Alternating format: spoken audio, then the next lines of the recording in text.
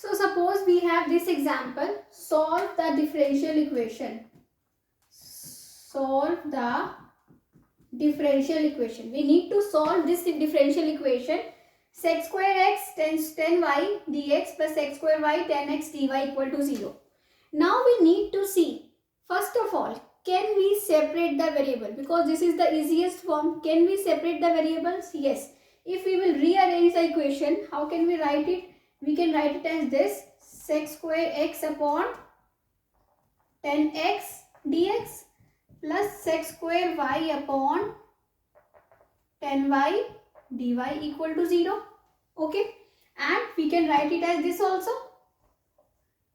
equal to minus. We can write it at this. Now variables are separated.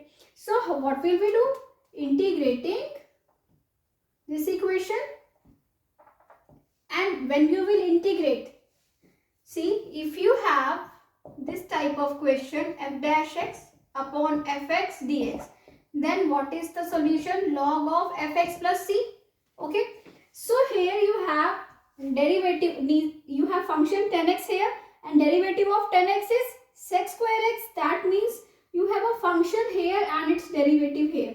So here you will get log of 10x is equal to minus log of 10y plus c. That means log 10x plus log 10y is equal to c. Okay, that means log 10x 10y is equal to c. 10x 10y is equal to e raised to power c. That means you can write c1 or k. That means this is the solution. 10x 10y is equal to k. This is the solution of differential equation, this, and which was quite easy because variables were separable. Okay. So now come to example number 2.